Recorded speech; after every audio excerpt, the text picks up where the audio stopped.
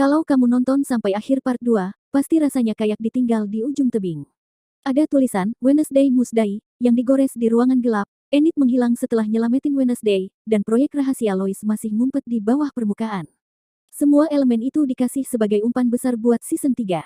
Tudum, artikel resmi Netflix, bahkan nunjukin Ophelia hidup dan menulis pesan itu di ruang bawah tanah Grandmama. Jadi, itu bukan sekadar estetika creepy, itu cliffhanger yang sengaja ditinggalin buat dibongkar lagi. Nah, di video kali ini, kita bakal ngebedah beberapa pertanyaan yang mungkin muncul setelah kalian nonton serial Wednesday season kedua ini. So, siap-siap, karena kita bakal nyemplung ke dalam teori-teori yang mungkin menjadi pusat konflik di Wednesday season 3 nanti. Because I am your new spirit guide. Surprise! Tyler's still out there. He has plans to kill both of us. Who are you talking to? No one. Solve anything in this family with words.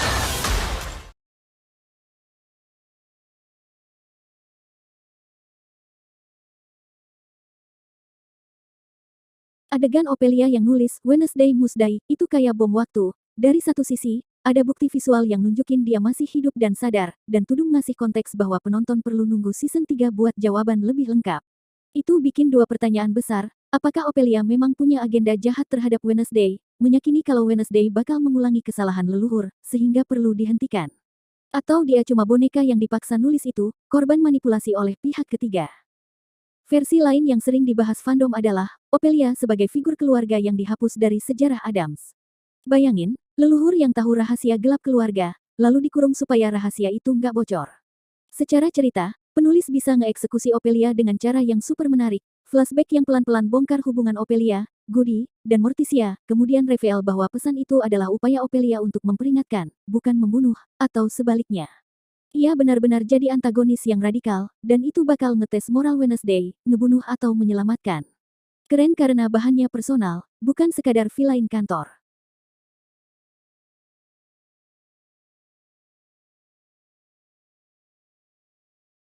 Enid melakukan sesuatu yang brutal banget, dia shift jadi werewolf, bukan sekadar transformasi biasa, melainkan permanen alpha, untuk nyelamatin Wednesday, lalu hilang ke alam liar. Laporan rekap dan reaksi fans, nunjukin ini bukan kaget doang, tapi konsekuensi naratif. Enid kehilangan kehidupan manusianya, dan sekarang jadi problem moral besar bagi Wednesday, yang bakal jadi quest season depan.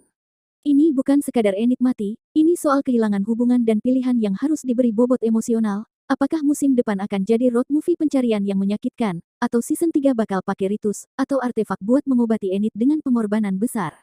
Fans juga banyak keberatan, karena beberapa rasa bilang pengorbanan Enid terasa dipakai untuk redemption arc karakter lain. Itu titik konflik moral yang harus disentuh, kalau penulis pengen jujur.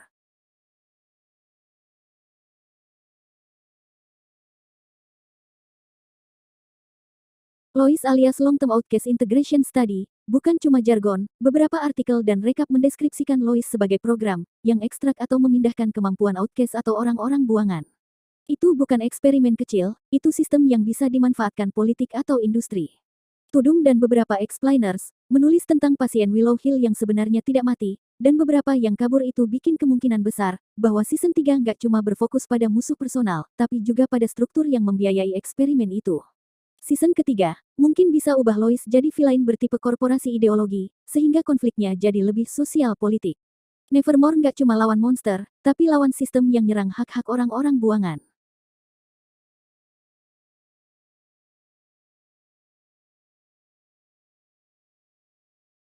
Ending nunjukin Tyler gak berakhir sendirian, dia ditemui Capri, alias Isadora Capri, yang ngajak dia ke komunitas Hyde.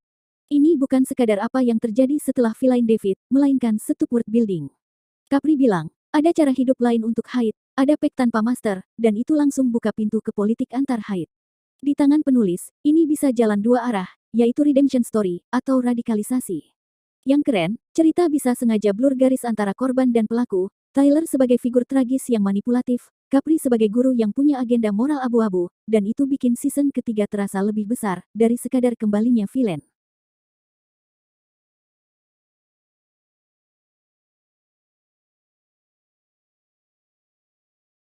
Efek visual Black Tears, bukan hanya estetika, Morticia menyebutnya sebagai fisik exhaustion, tanda tubuh yang dipaksa ngebengkokin kemampuan, lebih dari ambang normal, dan beberapa artikel bedah efek itu sebagai sinyal bahwa Power Up Wednesday punya konsekuensi fisik dan moral.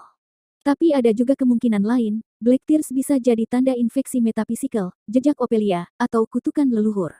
Jadi, bukan cuma kecapean, tapi takeover perlahan. Untuk season ketiga, opsi penulis banyak, Wednesday bisa memilih kursus latihan, belajar kontrol dan restrain, bisa buka artefak lama, atau tergoda jalan pintas, yang akan menggoda moralitasnya. Drama paling juicy adalah, kalau Wednesday harus ngorbanin sesuatu yang dia sayang, untuk ngeribut kekuatannya, dan itu akan ngebikin penonton debat.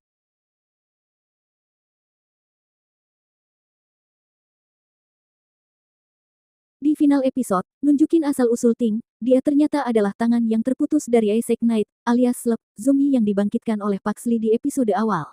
Sosok yang dulu punya hubungan rumit dengan Gomez. Jadi, Ting bukan barang, dia punya sejarah dan trauma. Banyak artikel dan explainers ngejabarkan, bahwa Isaac adalah mantan murid yang menciptakan mesin Clockwork Heart, untuk memperbaiki keluarganya, dan tragedi itu berujung pada kematian Isaac, dan tangan terputusnya jadi Ting.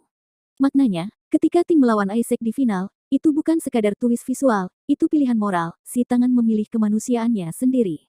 Untuk season 3, Ting bisa dapat arc besar, eksplorasi memori, moral agency, dan mungkin peran aktif dalam misi menyelamatkan Enid.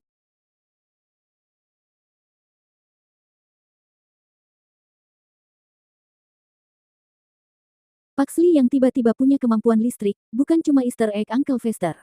Artikel dan rekap jelas nunjukin, bahwa Paxley diposisikan sebagai aset naratif, dia bisa jadi kunci untuk nyuplai, atau menetralkan energi mesin seperti Clockwork Heart, atau jadi barang rebutan antara faksi yang mau eksploitasi.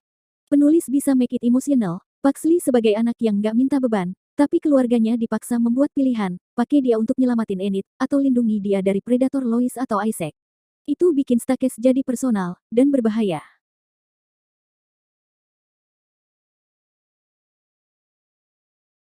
Lady Gaga, masuk sebagai Rosalind Rothwood. Beberapa rekap dan artikel disebut sebagai sosok legendaris, Profesor Nevermore yang punya hubungan sama magic atau necromancy. Ada versi yang bilang, dia cuma cameo manis. Tapi, ada juga yang nganggap, perannya lebih fungsional. Rosalind bisa hadir sebagai mentor ambivalen, atau jadi sumber ritual, yang bisa balikin Enid.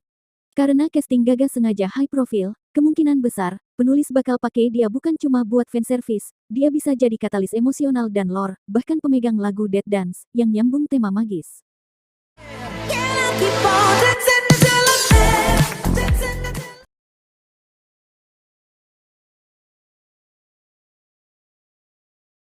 Larissa Wims muncul kembali, kadang sebagai spirit guide, dan Grandmama Hester, serta babak keluarga lainnya, nunjukin bahwa leluhur Adams nggak selesai ceritanya.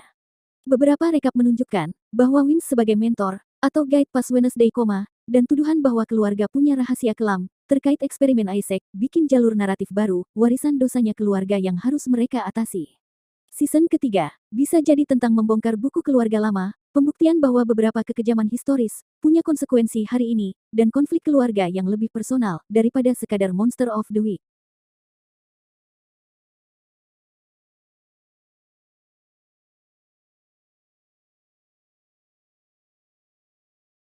Agnes, si Stalker sudah terungkap, sebagai sosok creepy yang fanatik. Tapi fans curiga, dia bukan mastermind, dia bisa dimainkan ulang sebagai pion, atau alat untuk aktor lain. Di sisi lain, Morning Song Cult, atau sekumpulan self-help yang gelap, dan jaringan yang bikin Lois memberi peluang, untuk ngegabungin ancaman sekte dan teknologi.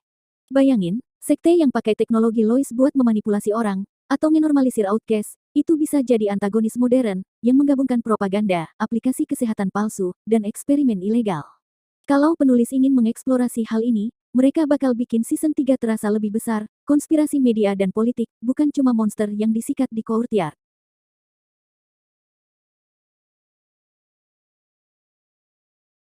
Dan ya, itu baru sebagian teori liar, yang lagi rame dibahas, soal Wednesday season 2 part 2 ini.